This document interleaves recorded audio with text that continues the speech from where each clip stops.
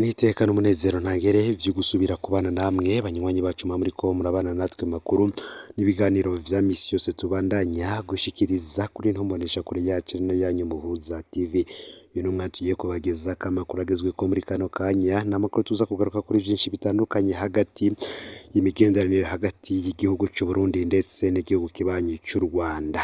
Birahimbaye biraryoshe cyane aho umukuru w'igihugu cy'u Rwanda Paul Kagame yabanje kuza mu gihugu cy'u Burundi yitavye inama ibihugu bihurikiye mu karere ka Afurika y'ubuseruko kuri ubu n'umutambukanyi w'umukuru w'igihugu cy'u Burundi Angelina Ndayishimiye akaba yahuye na mugenzi we Jeannette Kagame i Kigali mu gihugu cy'u Rwanda aho yitavye nawe inama mpuzamakungu yiswe Women Deliver ivuga ku kunganyisha ibitsina. Birahimbaye cyane. Angelina Ndayishimiye yahanye impano n'umutambukanyi w'umukuru w'igihugu cy'u Rwanda Jeannette Kagame. Bayaze vyinshi bitandukanye n'ibintu biteye igomwe cyane. Nivyo tugiye kugaruka ko muri ano makuru ndetse n'ingene umutambukanyi w'umukuru w'igihugu cy'u Burundi Angelina Ndayishimiye yashitse i Kigali ingene yakiriwe vyose tukaza kubigaruka ko mwidonido y'ano makuru. Vyonda subscribe canke sabone kugira ngo tuje ucikanwa n'amakuru n'ibiganiro tubandanya gushikiriza uri mu bambere nkwaye kaze mwidonido y'ano makuru. U Rwanda ruriko rurakira kuva ku wa mbere w'iyindwi inama mpuzamakungu yiswe Women Deliver ivuga ku kunganisha ibitsina. Umwe mu batumire adasanzwe n'umutambukanyi w'umukuru w'igihugu cy'u Burundi Angelina Ndayishimiye, bamwe bavuga ko ari igihugu cahora ari umwansi w'u Rwanda.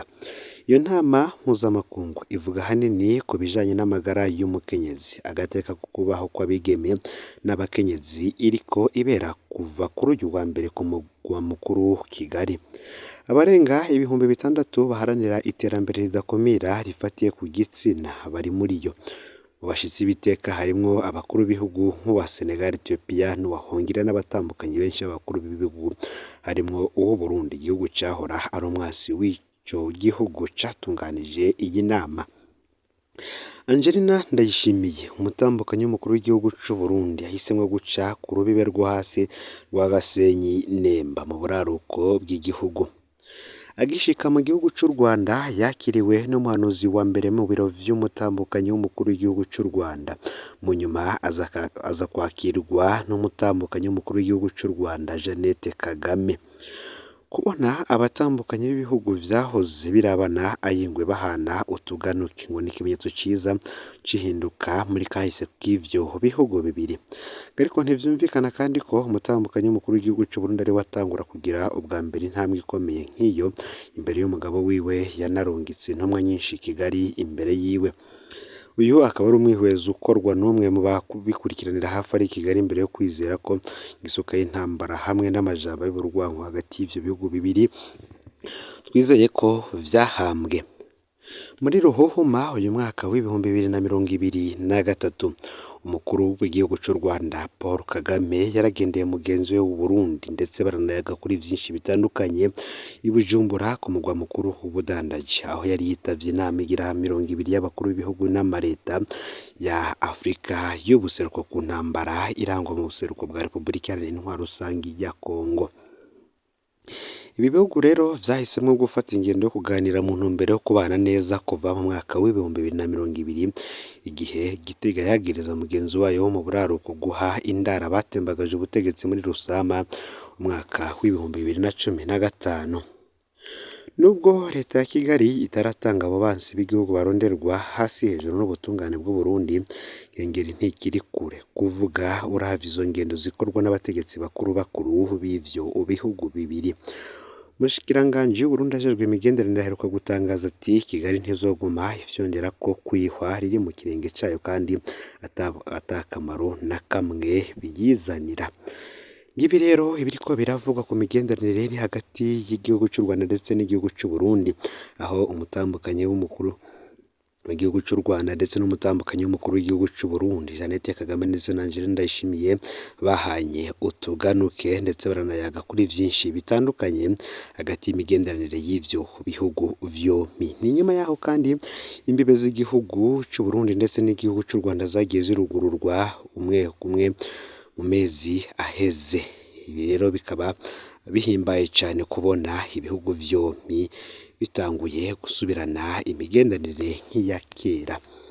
Ngibi rero ivyo twaba tuvuze kuri aba bategetsi, ibindi vyose biza kuja ahabona natwe tukaza guhita tubibashikiriza. Mu yandi makuru reka tubabwire yuko Ines Sonia Niyubahwe yagize ati abigeme 100 barungitswe gukorera mu bihugu vy'Abarabo batararonka abakoresha bakwiye kurindirana urupfasoni.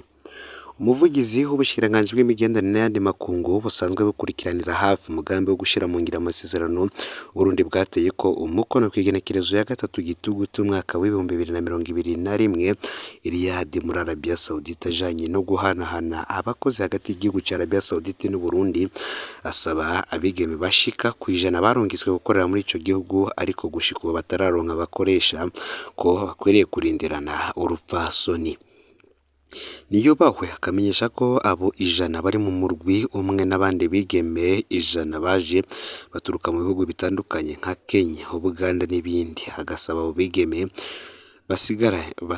basigaye kugumana inyifato ndundi no kwihangana. Ivyo akaba yarabishikirije inyuma yaho hari amakuru yaramaze iminsi acana ko ku mbaga ngurukana bumenyi havuga ko mbere hoba hari nabo bamaze kugarukanwa mu Burundi. Ivyo uwo avugira ubushikiranganji abeshuza ati nta murundi kazi n'umwe yarungitswe gukorera mu gihugu ca Arabia Saudite amaze gutahukanwa mu Burundi kubera kubura akazi. Mwamenya ko kandi gushika ubu abigeme bashika 108 aribo bamaze kurungikwa mu gihugu ca Arabia Saudite nk'uko ibiharuro bitangwa na leta y'u Burundi bivyerekana. Umurwi wa mbere ukaba wagiye mu kwezi kwa Rusama ku igenekerezo y'17 muri uyu mwaka w'ibihumbi 2023. Muri raporo y'igisata ca leta ya Amerika yo kugenekerezo ya mbere mu Kakaro umwaka w'ibihumbi 2021 imenyesha ko Burundi bwateye intambwe buva mu murwi wa gatatu buja mu murwi wa kabiri mu mwaka w'ibihumbi 2021 mu bihugu vyagize akigoro kaboneka mu kubahiriza ingingo zafashwe zo kurandurana imizi n'urudandazwa rw'abantu. Ikindi mwamenya nuko mu mwaka w'ibihumbi 2021 abakenyezi 124 harimwo n'abigeme aribo batwawe nk'inyagano bajanwa kugurishwa mu bihugu vy'Abarabu cane Arabia Saudite, Oman, Kuwait, Qatar n'ibindi nk'uko biri mu matohoza yakozwe n'ishirahamwe ONLCT Uweto Hwele.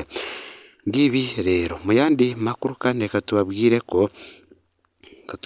ko Severi imenyesha ko gushika ubu bamaze kumenya amazina ibihumbi 11,378 yakingiye abandi mu rwimo rwo mu mwaka w'1972. Mu kiganiro yaremesheje muri Hotel Source du Nil, Ambasaderi Pierre Claver Ndayicariye arongoye uyu murwi yamenyesheje ko gushika ubu umurwi Severi umaze gutohoza amazina agera ku bihumbi 11,378 ashingirwa intahe ko yabaye inkingi z'amahoro n'ubuntu mu gukingira abandi mu bwicanyi bwabaye muri uwo mwaka. Ndayicariye amenyesha ko muri abo ibihumbi 11,378 bakingiye abandi mu kubanyegeza benshi harimwo ababizize, bamwe ngo baratujijwe barakubitwa abandi bateshwa ingo zabo baromoka. Agira ati twasanze izo nkingi z'amahoro n'ubuntu zabikorera abo badasangiye ubwoko, mbere bazi ko nabo bashobora kwasiga ubuzima. Yongera ati bamwe bahakuye urwanko rw'abo basangiye ubwoko. None abakijije abandi ni bande? Nkuko vyabananije bivugwa na Pierre Claver Ndayicariye, muri abo bakijije abandi wasanga ari abatware abihebeye Imana nk'abapatiri b'abarundi n'abanyamahanga, abanyeshuri bigana no mu bwoko bwabo buriko buraronderwa, abanyagihugu bato n'abandi. Akaba atanga akarorero ko umutware yatwara umutumba yakingiye musitanteri yamutwara ko ata munyagihugu n'umwe wo ku mutumba atwara ajana kwica. Naho biruko Ndayicariye amenyesha ko amazina Severi ishikiriza ko yatabaye abandi aba ari ayavuzwe n'uwakijijwe, ariko ngo mu matohoza bakoze baratangaye basanze hariho bamwe mu bakijije abandi amazina yabo agaruka cane mu yavugwa ko yishe abandi mu rwimo rw'umwaka w'1972 nyene. uti rero n'izihe mvo zatuma bakingira abandi. Mu matohoza yakozwe n'uyu murwi Siveri ngo bakaba basanze benshi mu bakingira abandi babikora kubera ubucuti n'umubano mwiza wasanga abafitaniye. Agira ati wasanga bamwe bafitaniye ubucuti bufatiye mu guhana abageni canke ubucuti bufatiye mu kwemera Imana nko kuvyariranira abana mw'ibatisimu. Abandi nabo babikora kubera inyungu baka abagiye kwicwa nk'ibiturire, inzoga basangira, inka babemerera n'ibindi vyose bise kwigura. Siveri ivuga ko kandi hari n'abandi bakingira abahutu kubera banka ko bohava babura ababakorera mu mirima, abandi nabo bakabakingira kubera babiteranije nabo mu bundi bwoko. Mwamenya ko kandi muri abo bakingira abandi benshi ari abo mu bwoko bw'abatutsi, ariko hakaba harimwo n'abahutu bakingiye abatutsi bo mu bumanuko mu gihe bari batewe n'abo bita abamayi Murele. Fyonda subscribe canke sabone kugira ngo tuje ucikanwa n'amakuru n'ibiganiro tubandanya gushikiriza, sangiza no makuru bagenza kandi aho babaherereye hose kugira ngo nabo batuje bacikanwa n'ayavugwa mu gisata ca politike, indero, agateka kazina muntu ndetse no mu bindi vyinshi bitandukanye. N'umuhuza TV Imana ibahezagire.